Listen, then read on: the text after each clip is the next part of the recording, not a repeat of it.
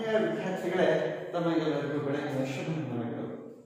ಈಗಾಗಲೇ ಹಿಂದಿನ ತರಗತಿಯಲ್ಲಿ ಬಹುಪದೋಕ್ತಿಗಳ ಘಟಕಾಂಶವನ್ನು ಆಧರಿಸಿ ಅದಕ್ಕೆ ಸಂಬಂಧಿಸಿದಂತಹ ಮೂಲ ಪರಿಕಲ್ಪನೆಗಳ ಬಗ್ಗೆ ಸಮಗ್ರವಾಗಿ ಅಧ್ಯಯನ ಮಾಡಿದ್ದೇವೆ. ಅವುಗಳಲ್ಲಿ ಬಹುಪದಗಳ ಹಂತ ವಿಧಗಳ ಉದಾಹರಣೆ, ನಂತರ ಬಹುಪದೋಕ್ತಿಗಳ ವಿಧಗಳು ಉದಾಹರಣೆ, ಮತ್ತು ಅವುಗಳ ವರ್ಗೀಕರಣ, ಮಹತ್ವಘಾತ, ಸಹಗುಣಕ, ಬೀಜ ಸಹಗುಣಕಗಳ ಬಗ್ಗೆ ತಿಳ್ಕೊಂಡಿದ್ದೀವಿ. ಹಾಗಾದ್ರೆ ಬಹುಪದೋಕ್ತಿ ಅಂತ ಹೇಳ್ತೀವಿ,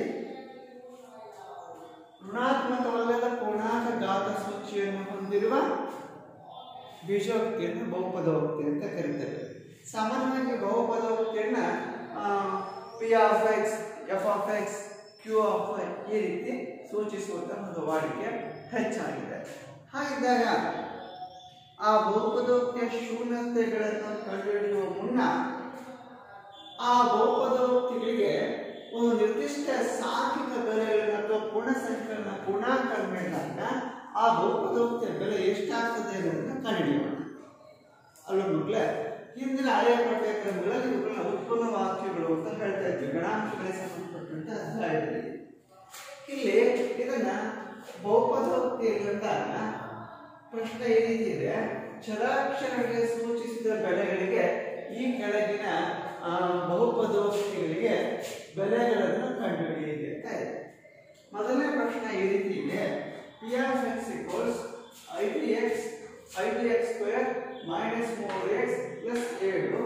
ಇದೊಂದು ಬಹುಪದೋಕ್ತಿ.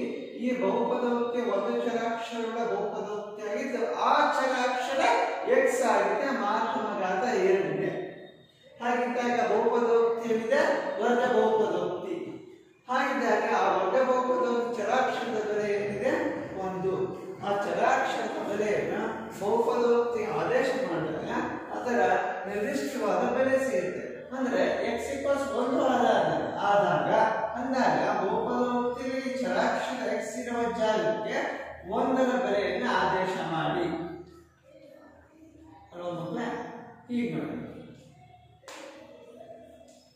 1ರ ವರ್ಗ ಅಂದ್ರೆ 1 ಮೈನಸ್ 3 ಅಂದ್ರೆ 3 ಪ್ಲಸ್ 7, 5 ಅಂದ್ರೆ 5. ಇಲ್ಲಿ ನೋಡಿ, ಮೈನಸ್ 3 ರಲ್ಲಿ 7 ಕಡೆಗೆ ಪ್ಲಸ್ 4 ಬರ್ತದೆ. ಹಾಗಿದ್ದಾಗ ಪಿ ಆಫ್ 1 ಈಕ್ವಲ್ಸ್ 9. ಅಂದ್ರೆ ಈ ವರ್ಗ ಬಹುಪದೋಕ್ತಿಗೆ x ನ ಬೆಲೆಯನ್ನು ಆದೇಶ ಮಾಡಿದಾಗ ಬರುವಂತಹ ಉತ್ತರ 9. ಅದೇ ತರನಾಗಿ ಇನ್ನೊಂದು ಪ್ರಶ್ನೆ ಇದೆ ನೋಡಿ: F of X equals 5x minus 4x square plus 3 x -1 ಆದಾಗ ಇದು ಬಹುಪದೋಕ್ತಿ ನಿಜ. ಈ ಬಹುಪದೋಕ್ತಿ ಆದರ್ಶ ರೂಪದಲ್ಲಿ ಇದೆಯಾ? ಇಲ್ಲ. ಆದರ್ಶ ರೂಪದಲ್ಲಿ ಹೇಗೆ ಬರ್ಕೊಡ್ಬೇಕು? ಆ ಬಹುಪದೋಕ್ತಿಯನ್ನ ಏರಿಕೆ ಅಥವಾ ಇಳಿಕೆ ಕ್ರಮಕ್ಕನುಸಾರವಾಗಿ ಘಾತ ಸೂಚಿಗಳ ಅನುಗುಣವಾಗಿ ಬರೀಬೇಕು. ಸಾಮಾನ್ಯವಾಗಿ ಏರಿಕೆ ಕ್ರಮದಲ್ಲಿ ಬರೆಯುವಂತಹ ಪದ್ಧತಿ ಹೆಚ್ಚಿದೆ. ಇಲ್ಲಿ ನೋಡಿ, ಅಲ್ಲಿ ಇಳಿಕೆ ಕ್ರಮದಲ್ಲಿ ಬಹುಪದೋಕ್ತಿಗಳನ್ನು ಬರೆಯೋದು. ಇಳಿಕೆ ಕ್ರಮ ಅಂದಾಗ ಮಹತ್ವಘಾತ ಸೂಚಿ ದೊಡ್ಡದಿರುವಂತದ್ದು ಯಾವುದು? 2. ಆರಂಭದಲ್ಲಿ -4x square plus 5x plus 3 ಈ ರೀತಿ ಬರೆಯುತ್ತೇವೆ. ಈಗ ಒಂದು ಬಹುಪದೋಕ್ತಿ ಆದರ್ಶ ರೂಪದಲ್ಲಿದೆ. ಹಾಗಿದ್ದಾಗ ಇಲ್ಲಿ x ಬೆಲೆ ಏನಿದೆ? -1. ಚರಾಕ್ಷರ x ಇರುವಲ್ಲಿ -1ರ ಬೆಲೆಯನ್ನು ಆದೇಶ ಮಾಡಿ.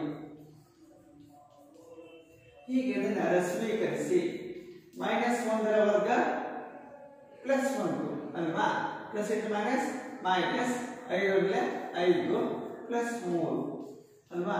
4 4 ಮೈನಸ್ 4 ಮೈನಸ್ 5 ಪ್ಲಸ್ 3 ಅಲ್ವಾ?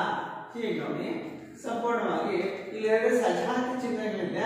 ಅವುಗಳ ಮೊತ್ತ -9 ಪ್ಲಸ್ 3. -9ರಲ್ಲಿ ಪ್ಲಸ್ 3 ಕಳೆದ್ರೆ ಎಷ್ಟು ಬರುತ್ತೆ? -6.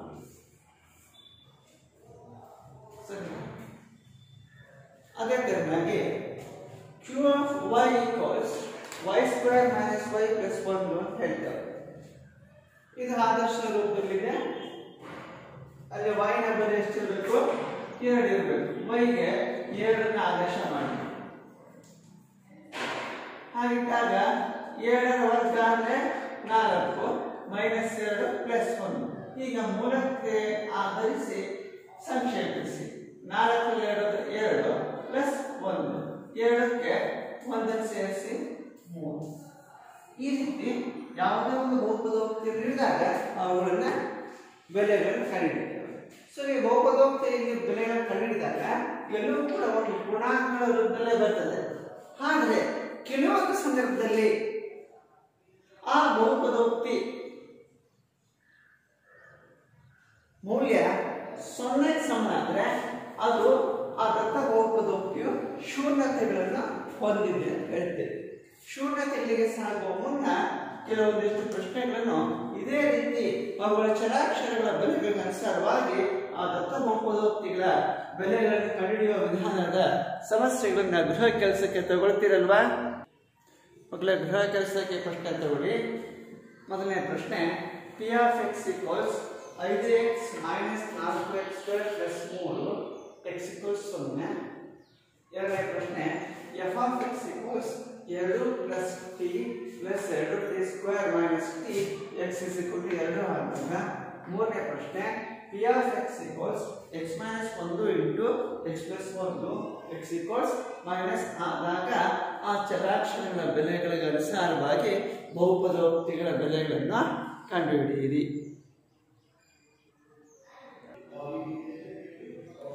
ಮಕ್ಕಳಲ್ಲಿ ನೋಡಿ, ಈಗ ಅವಧಿಯಲ್ಲಿ ಒಂದು ಬಹುಪದೋಕ್ತಿ ನೀಡಿದಾಗ ಆ ಚರಾಕ್ಷರದ ಬೆಲೆಗಳಿಗೆ ಅನುಸಾರವಾಗಿ ಆ ಬಹುಪದೋಕ್ತಿ ಮೌಲ್ಯವನ್ನು ನಿರ್ಧರಿಸಿದೆ. ಈಗ ನನ್ನ ಪ್ರಶ್ನೆ, ಬಹುಪದೋಕ್ತಿಗಳ ಶೂನ್ಯತೆಗಳನ್ನು ಕಂಡುಹಿಡಿಯಬೇಕು. ಶೂನ್ಯತೆಗಳನ್ನು ಕಂಡುಹಿಡಿಯೋಕ್ಕಿಂತ ಮುಂಚೆ ಆ ಬಹುಪದೋಕ್ತಿಯ ಶೂನ್ಯತೆ ಅಂದ್ರೇನು ಅಂತ ನೋಡೋಣ. ಎಯು ಒಂದು ವಾಸ್ತವ ಸಂಖ್ಯೆ ಆಗಿದ್ದು ಪಿ ಆಫ್ ಎಕ್ಸ್ ಈಕ್ವಲ್ಸ್ 0 ಆದರೆ ಎ ಅನ್ನು ಒಂದು ಬಹುಪದೋಕ್ತಿ ಪಿ ಆಫ್ ಎಕ್ಸ್ ನ ಶೂನ್ಯತೆ ಎನ್ನುತ್ತೇವೆ. ಕೆಲವು ಸಂದರ್ಭಗಳಲ್ಲಿ ಎ ಅನ್ನು ಪಿ ಆಫ್ ಎಕ್ಸ್ ಈಕ್ವಲ್ಸ್ 0 ಸಮೀಕರಣದ ಮೂಲ ಎಂದು ಕರೆಯುತ್ತಾರೆ. ಈಗ ಉದಾಹರಣೆಯನ್ನು ಗಮನಿಸಿದಾಗ ವ್ಯಾಖ್ಯಾನ ಅರ್ಥ ಆಗ್ತದೆ. ಮೊದಲನೇ ಉದಾಹರಣೆಯಲ್ಲಿ P of X equals x² - 1 ಅಂತ ನೀಡಿದ್ದೇವೆ. ಹಲೋ ಮಕ್ಕಳೇ, P of X equals x² - 1 ಬಹುಪದೋಕ್ತಿ ಅಂತ ಪರಿಗಣಿಸಿದಾಗ ಅಲ್ಲ, ನಮ್ಮ ಪ್ರಶ್ನೆ ಇದೆ x ಗೆ 2 ಬೆಲೆ ಕೊಡಿ ಅಂತ ಹೇಳಿದ್ದೇವೆ, 1 - 1 ಅಂತ. ಆಗ ಇದೇ ಉತ್ಪನ್ನ ಬಹುಪದೋಕ್ತಿ x² - 1ಕ್ಕೆ ನೀನು x = 1 ಬೆಲೆ ಕೊಟ್ಟರೆ 1ರ ವರ್ಗ 1, 1ರ 1 ಕಳೆದ್ರೆ ಏನಾಯ್ತು? 0. ಆಗ ಈ 1 ಅನ್ನುವಂಥ ಚರಾಕ್ಷರದ ಬೆಲೆ ಆ ದತ್ತ ಬಹುಪದೋಕ್ತಿಯ ಶೂನ್ಯತೆ ಆಗಿರುತ್ತದೆ. ಇದು ರೇಖಾತ್ಮಕ ವರ್ಗಾತ್ಮಕ ಬಹುಪದೋಕ್ತಿ ಅಂತ ಹೇಳ್ತಾರೆ. ಹಾಗೆ ಇನ್ನೊಂದು ಉದಾಹರಣೆ ನೋಡಿ, ಇದೇ x ಗೆ -1 ಬೆಲೆಯನ್ನು ಆದೇಶ ಮಾಡೋಣ. ಈ ಬಹುಪದೋಕ್ತಿಯಲ್ಲಿ ಚರಾಕ್ಷರ x ಗೆ -1 ಆದೇಶ ಮಾಡಿದಾಗ -1ರ ವರ್ಗ 1, -1 1ರಲ್ಲಿ -1 ಕಳೆದ್ರೆ ಏನಾಯ್ತು? 0 ಆಯಿತು. ಹಾಗಿದ್ದಾಗ ಬಹುಪದೋಕ್ತಿ x² - 1ನ ಶೂನ್ಯತೆಗಳೆಲ್ಲವೂ +1 -1. ಹೌದು, ಆ ಬಹುಪದೋಕ್ತಿ +1 ಮತ್ತು -1 ಶೂನ್ಯತೆ ಆಗಿದೆ ಹೇಗೆ ನಿರ್ಧರಿಸ್ತೀರಿ? ಆ ದತ್ತ ಬಹುಪದೋಕ್ತಿಯ ಮೌಲ್ಯವನ್ನು ನಿರ್ಧರಿಸಿದಾಗ 0ಕ್ಕೆ ಸಮನಾಗಿದ್ದಾಗ ಮಾತ್ರ ಆ ನೀಡಿರುವಂತಹ ಚರಾಕ್ಷರದ ಬೆಲೆಗಳು ಆ ಬಹುಪದೋಕ್ತಿಯ ಶೂನ್ಯತೆಗಳು ಆಗಿರ್ತದೆ. ಹಾಗೆ ಇನ್ನೊಂದು ಉದಾಹರಣೆ ಬರೆದಿದ್ದೇನೆ. ತ್ರಿಪದೋಕ್ತಿಯ ವರ್ಗ ಬಹುಪದೋಕ್ತಿಯನ್ನು ಗಮನಿಸಿದಾಗ ಇಲ್ಲಿ f of x equals x² - 1 x - 2 ಅಂತಿದೆ. ಆಗ ನಮ್ಮ ಕಂಡೀಷನ್ ನಿಬಂಧನೆ x ಗೆ 2 ಅನ್ನು ಕೊಡಬೇಕು. ಹಾಗಿದ್ದಾಗ 7ರ ವರ್ಗ ಎಷ್ಟಾಗುತ್ತೆ? 4 ಅಲ್ವಾ? ಸೊ ಈಗ ನೋಡಿ, 4 ಸಜಾತ ಚಿಹ್ನೆಗಳು ಕೂಡಿ -2 -2 -4 ಆಗುತ್ತೆ. 4 4 ಕ್ಯಾನ್ಸಲ್ ಆಗುತ್ತೆ. So f of y equals 0. ಅಂದ್ರೆ ಈ ಉತ್ಪನ್ನ ವಾಕ್ಯ ಯಾವಾಗ ಶೂನ್ಯತೆಯನ್ನು ಹೊಂದುತ್ತೆ? x ಈಕ್ವಲ್ಸ್ -2 ಆದಾಗ +2 ಆದಾಗ ಮಾತ್ರ. ಆದ್ರೆ -2 ಆದಾಗ ನೋಡಿ, -2 ಆದಾಗಲೂ ಸಹಿತ ಇದು ಹಾಗಂತ ಬಹುಪದೋಕ್ತಿಯ ಶೂನ್ಯತೆಗಳಾಗುತ್ತೆ. ನಾನು ಇನ್ನೊಂದು ಬರೀತೇನೆ, q of x equals x square plus 1 at x equals 2 ಆದಾಗ ಅಂತ ಬರೀತೇನೆ ಅಲ್ವಾ. ಇಲ್ಲಿ x plus 1 ಅಂತ ಬರೀಬಿಟ್ಟೋಣ. ಇದು ವರ್ಗಾತ್ಮಕ ಬಹುಪದೋಕ್ತಿ. ಈಗ ನಾನು ಬರೆದಿರ್ತಕ್ಕಂಥದ್ದು ರೇಖಾತ್ಮಕ ಬಹುಪದೋಕ್ತಿ. ಸಾಮಾನ್ಯವಾಗಿ ಪ್ರಸ್ತುತ ಪಠ್ಯಕ್ರಮದಲ್ಲಿ ರೇಖಾತ್ಮಕ ಬಹುಪದೋಕ್ತಿಗಳ ಶೂನ್ಯತೆಗಳ ಬಗ್ಗೆ ಹೆಚ್ಚು ಚರ್ಚೆಯನ್ನು ಮಾಡಿರ್ತಕ್ಕಂಥ ಸಂಗತಿಯನ್ನು ಕಾಣ್ತೇವೆ. ಆ ನಿಟ್ಟಿನಲ್ಲಿ q of x equals ಇಲ್ಲಿ x ಗೆ x plus 1 ಹೇಳಿದಾಗ q of x equals x ಗೆ 2 ಬೆಲೆ ಕೊಡ್ತೇನೆ, ಇದು plus 1 ಕೊಡ್ತೇನೆ, ಆಗ q of x equals 3 ಬರುತ್ತೆ. ಆದರೆ q of x ನ ಬೆಲೆ 3 ಬಂದಾಗ ಈ ಬಹುಪದೋಕ್ತಿಯ ಶೂನ್ಯತೆ ಆಗುತ್ತಾ? ಆಗಲ್ಲ. ಯಾಕೆ ಶೂನ್ಯತೆ ಆಗಲ್ಲ? ನಮ್ಮ ಪ್ರಶ್ನೆ ಇದೆ, ದತ್ತ ಬಹುಪದೋಕ್ತಿಯ ಮೌಲ್ಯವನ್ನು ಅಥವಾ ಬೆಲೆಯನ್ನು ನಿರ್ಧರಿಸಿದಾಗ ಆ ಬಹುಪದೋಕ್ತಿಯ 0ಕ್ಕೆ ಸಮನಾದಾಗ ಮಾತ್ರ ಅದು ದತ್ತ ಬಹುಪದೋಕ್ತಿಯ ಶೂನ್ಯತೆಗೆ ಆಗ್ತದೆ. ಹಾಗಿದ್ದಾಗ ಇಲ್ಲಿ ಏನು ಬರಬಹುದು? 2 ಬಹುಪದೋಕ್ತಿಯ ಶೂನ್ಯತೆ ಅಲ್ಲ.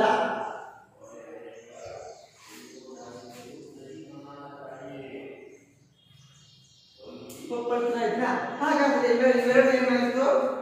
ದತ್ತ ಬಹುಪದೋಕ್ತಿಯ ಶೂನ್ಯತೆಗಳು ಆಗಿದೆ. ಒಪ್ಕೊಳ್ತೀರಲ್ಲ?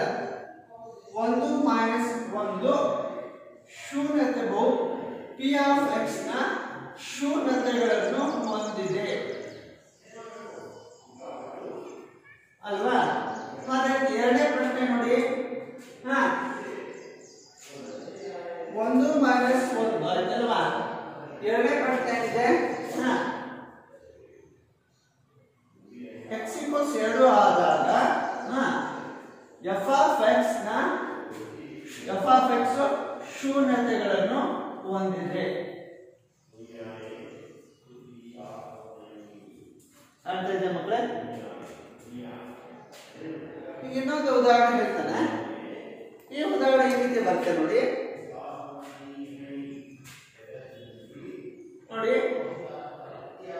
y of x equals ax plus b ಅಂತ ಹೇಳ್ತೇನೆ.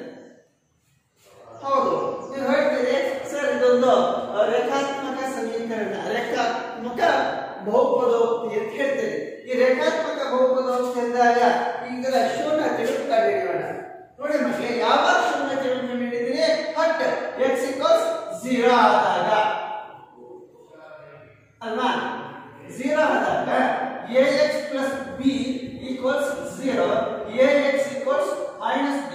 ನನಗೆ ಬೇಕಾಗಿರೋದು a ಮತ್ತು b ಬೇರೆ ಅಲ್ಲ, x ನ ಬೇರೆ ಅಥವಾ x ನ ಮೂಲ, that is x equals minus b by a.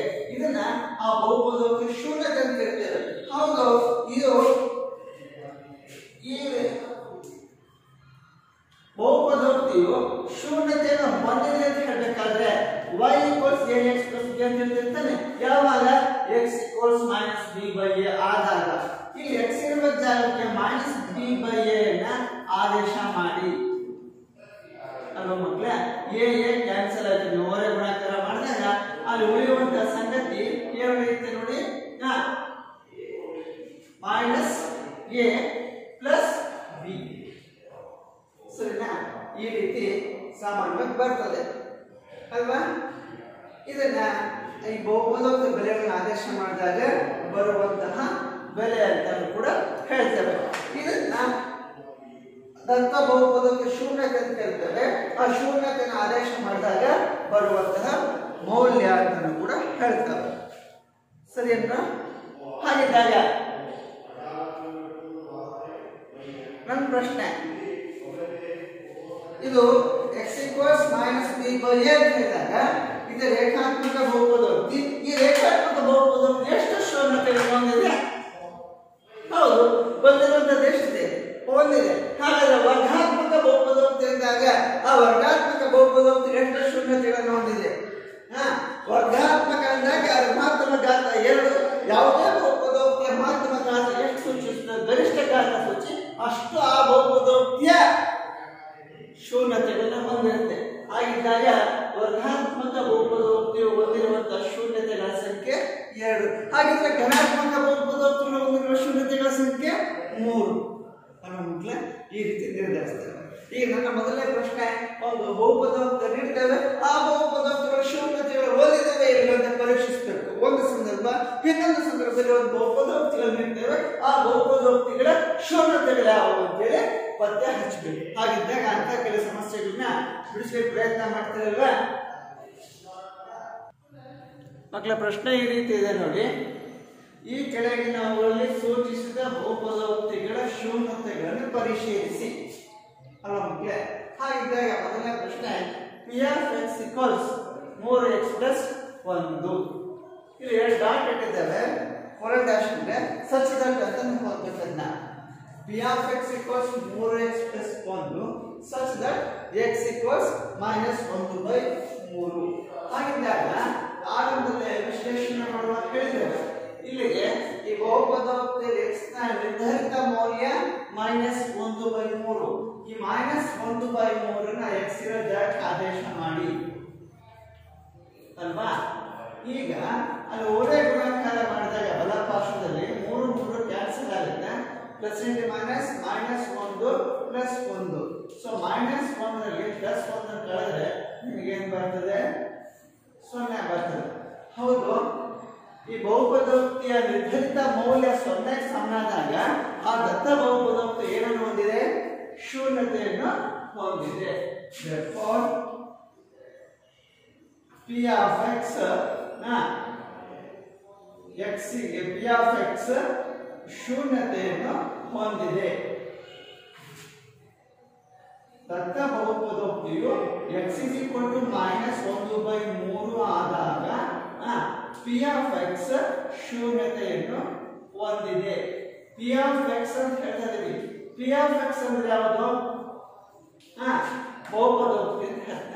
ಹಾಗಿದ್ದಾಗ ಮತ್ತೊಂದು ಪ್ರಶ್ನೆ ನೋಡಿದಾಗ ಇದೆಲ್ಲ ಬೇರೆ ಆಗಿದೆ, ಭಿನ್ನವಾಗಿದೆ.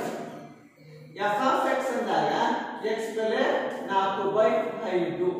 x ಗೆ 4/5 ಆದೇಶ ಮಾಡಿ, ಇಲ್ಲಿ ಅದೇ ತರನಾಗಿ ನೀವು ಹೊರೆ ಗುಣಾಕಾರ ಮಾಡಿದಾಗ 5 5 ಕ್ಯಾನ್ಸಲ್ ಆಗುತ್ತೆ, ಉಳಿದಿದ್ದೇನು?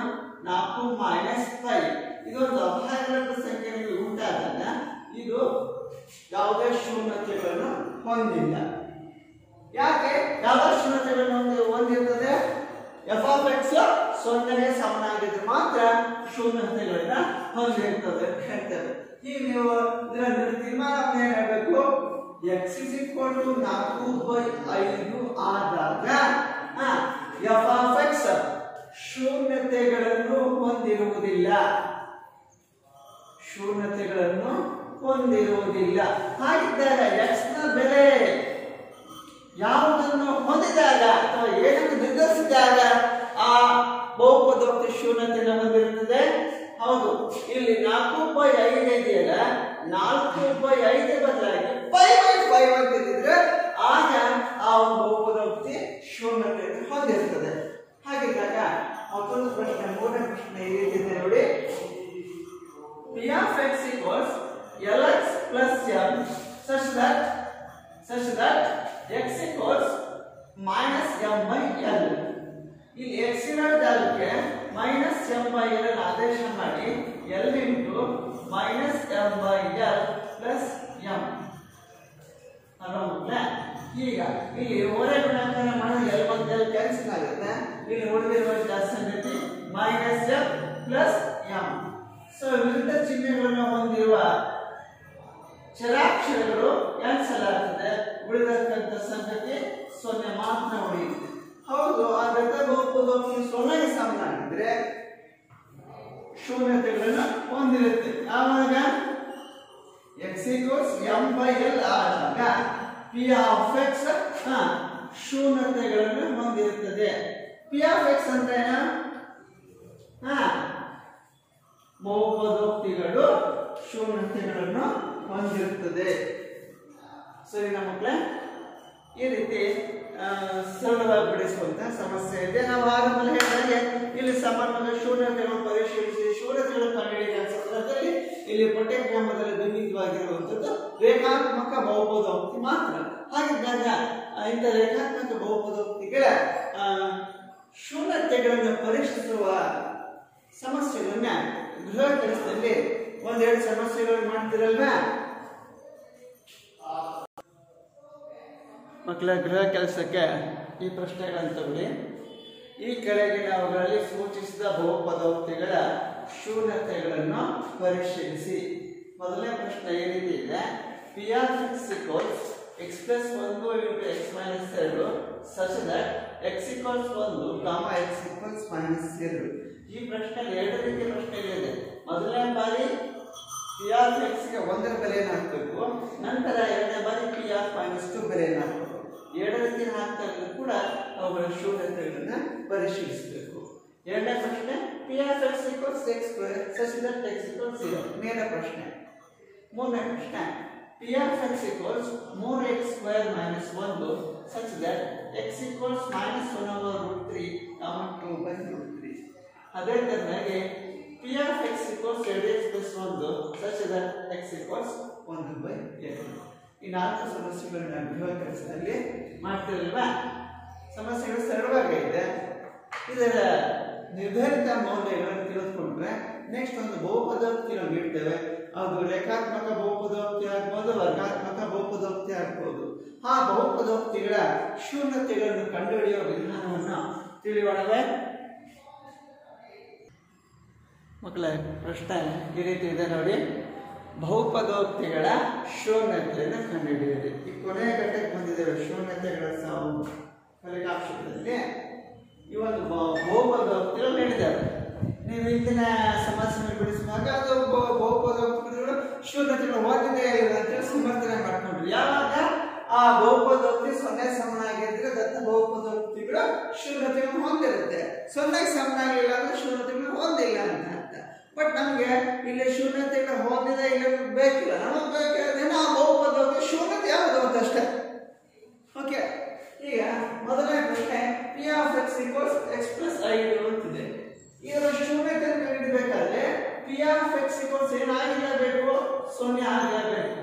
ಹಾಗಿದ್ದಾಗ ಎಕ್ಸ್ ಪ್ಲಸ್ 5 ಈಕ್ವಲ್ಸ್ 0 ಆಗುತ್ತೆ. ಪಕ್ಷಾಂತರ ಮಾಡಿ ಎಕ್ಸ್ ಈಕ್ವಲ್ಸ್ 0 ಪ್ಲಸ್ 5 ಪಕ್ಷಾಂತರ ಮಾಡಿದ್ರೆ ಮೈನಸ್ 5 ಆಗುತ್ತೆ. ಎಕ್ಸ್ ಈಕ್ವಲ್ಸ್ ಮೈನಸ್ 5 ಅಲ್ವಾ ಮಕ್ಕಳೇ? ಹಾಗಾದ್ರೆ ಈ ಮೈನಸ್ 5 ಏನು? ಯಾವುದು ಶೂನ್ಯತೆ? ಯಾವುದು? ಪಿ ಆಫ್ ಎಕ್ಸ್ ನ ಶೂನ್ಯತೆ ಆಗಿದೆ. ಮೈನಸ್ 5 ಪಿ ಆಫ್ ಎಕ್ಸ್ ನ ಶೂನ್ಯತೆ ಆಗಿದೆ. ಶೂನ್ಯತೆಗಳು ಅಂತ ಹೇಳ್ತೀವಿ ನಾವು. ಶೂನ್ಯತೆ ಅಂತ ಅಷ್ಟೇ ಹೇಳ್ತಾ ಇದ್ದೀವಿ. ಯಾಕೆ? ಇರೋದೊಂದ ಶೂನ್ಯತೆ, ಒಂದಕ್ಕಿಂತ ಹೆಚ್ಚಿದ್ರೆ ಶೂನ್ಯತೆಗಳು ಅಂತ ಹೇಳ್ಬೋದು. ಈಗ ಎರಡನೇ ಉತ್ಪನ್ನ ವಾಕ್ಯ ಈ ರೀತಿ ಇದೆ ನೋಡಿ. F of X equals X minus 3 ಅಲ್ವಾ? ಇದರ ಶೂನ್ಯತೆಯನ್ನು ಕಂಡುಹಿಡಿಯುವಾಗ ಇಲ್ಲಿ ಚರಾಕ್ಷರ ಮಾತ್ರ ಸಾಲನ್ನು ಚೇಂಜ್ ಮಾಡಿದ್ದಾರೆ. F of X, Q of x, y of x, z of x ಅಂತ ಹೇಳ್ತಾರೆ. ಆಗ ಯಾವಾಗ ಇದರ ಶೂನ್ಯತೆ ಕಂಡುಹಿಡಿತೀರಿ? ಎಫ್ ಆಫ್ ಎಕ್ಸ್ 0ಗೆ ಸಮನಾದಾಗ ಮಾತ್ರ. ಅಂದ್ರೆ ಎಕ್ಸ್ ಮೈನಸ್ 3 0 ಆದಾಗ ಎಕ್ಸ್ ಈಕ್ವಲ್ಸ್ 0 ಮೈನಸ್ 3 ಪಕ್ಷಾಂತರ ಮಾಡಿ ಪ್ಲಸ್ 3. ಹಾಗಾದ್ರೆ 3 ಏನಾಗಿದೆ? ಎಫ್ ಆಫ್ ಎಕ್ಸ್ ನ ಶೂನ್ಯತೆ ಆಗಿದೆ ಅಲ್ವಾ ಮಕ್ಕಳೇ? ಹಾಗಾದ್ರೆ ಮತ್ತೊಂದು ಪ್ರಶ್ನೆ ಇದೆ ನೋಡಿ. Q of X equals 2x plus 5 ಅಲ್ವಾ? ಇಲ್ಲಿ ಪೂರ್ಣಾಂಕವನ್ನು ನೋಡಿದ್ರೆ ಇಲ್ಲಿ ನೋಡಿ ಕ್ಯೂ ಆಫ್ ಎಕ್ಸ್ ಈಕ್ವಲ್ಸ್ 0 ಆದಾಗ 2x ಪ್ಲಸ್ 5 ಈಕ್ವಲ್ಸ್ 0 ಅಲ್ವಾ ಮಕ್ಕಳೇ? 2x plus 5 equals 0. ಈಗ 2x ಈಕ್ವಲ್ಸ್ 0 ಸ್ಥಿರ ಪದ 5ನ್ನ ಬಲಪಾರ್ಶ್ವಕ್ಕೆ ಸ್ಥಳಾಂತರಿಸಿದಾಗ ಅದೇನಾಗುತ್ತೆ? ಮೈನಸ್ 5 ಆಗುತ್ತೆ. So 2x equals minus 5, x equals minus 5. ಇದನ್ನು ಛೇದಕ ಗುಣಾಕಾರ ಮಾಡಿ ಮೈನಸ್ 5/2. ಈಗ ನಿಮಗೆ ಬಂದಂತಹ ಶೂನ್ಯತೆ ಭಾಗಲಬ್ಧ ಸಂಖ್ಯೆ ಬಂತು. ಮೊದಲನೇ ಲೆಕ್ಕದಲ್ಲಿ ಋಣಾತ್ಮಕ ಪೂರ್ಣಾಂಕ, ನಂತರ ಎರಡನೇ ಲೆಕ್ಕದಲ್ಲಿ ಧನಾತ್ಮಕ ಪೂರ್ಣಾಂಕ ಅಥವಾ ಪೂರ್ಣ ಸಂಖ್ಯೆ ಅಥವಾ ಸ್ವಾಭಾವಿಕ ಸಂಖ್ಯೆ. ಈಗ ಬಂದಿರತಕ್ಕಂಥದ್ದು ಇದು ಒಂದು ಭಾಗಲಬ್ಧ ಸಂಖ್ಯೆ. ಹಾಗಿದ್ದಾಗ ಮೈನಸ್ 5/2 ಯಾವ ಶೂನ್ಯತೆ ಆಗಿರೋದು? ಕ್ಯೂ ಆಫ್ ಎಕ್ಸ್ ನ ಶೂನ್ಯತೆ ಆಗಿದೆ ಅಲ್ವಾ ಮಕ್ಕಳೇ? ಸೊ ಮುಂದಿನ ಬಹುಪದೋಕ್ತಿ y ಈಕ್ವಲ್ಸ್ 3x ಮೈನಸ್ 2. ಹಾಗಿದ್ದಾಗ y ಈಕ್ವಲ್ಸ್ 0 ಆದಾಗ ನೋಡಿ 3x minus 2 equals 0. 3x equals minus 2 ಪಕ್ಷಾಂತರ ಮಾಡಿದ್ರೆ ಏನಾಯ್ತು ಪ್ಲಸ್ 2 ಆಯ್ತು. 0 2 ಕೂಡಿ 2. ಈ ನಮಗೆ ಬೇಕಾಗಿರೋದು 3x ನ ಬೆಲೆ ಅಲ್ಲ, ಯಾವ್ದು ಬೆಲೆ ಬೇಕಿರೋದು x ನ ಬೆಲೆ. So x equals 2/3. ಇದು x ನ ಬೆಲೆ ಅಥವಾ ಮೂಲ ಅಂತ ಹೇಳ್ತಾರೆ. ಸಮೀಕರಣಕ್ಕೆ ಬಂದಾಗ ಇದು x ನ ಮೂಲ ಅಂತ ಹೇಳ್ತಾರೆ. ಬಹುಪದೋಕ್ತಿಗೆ ಬಂದಾಗ ಬೆಲೆ ಅಂತ ಹೇಳ್ತಾರೆ. ಮೌಲ್ಯ, ನಿರ್ಧರಿಸಿದ ಮೌಲ್ಯ ಅಂತ ಕೂಡ ಹೇಳ್ತಾರೆ. ಹಾಗಿದ್ದಾಗ ಈ ಭಾಗದ ಸಂಖ್ಯೆ 2/3 ಏನಾಗಿದೆ? y of x ನ ಶೂನ್ಯತೆ ಆಗಿದೆ ಅಥವಾ ದತ್ತ ಬಹುಪದೋಕ್ತಿಯ ಶೂನ್ಯತೆ ಆಗಿದೆ. ಹಾಗಿದ್ದಾಗ ಕೊನೆಯ ಪ್ರಶ್ನೆ ಇದೆ ನೋಡಿ, p of x equals ax plus b ಅಂತ ಇರುತ್ತಾನೆ. p of x equals ax plus b ಆದಾಗ ಇದರ ಶೂನ್ಯತೆ ಏನು? ಹೇಗೆ ಕಂಡುಹಿಡಿತೀರಿ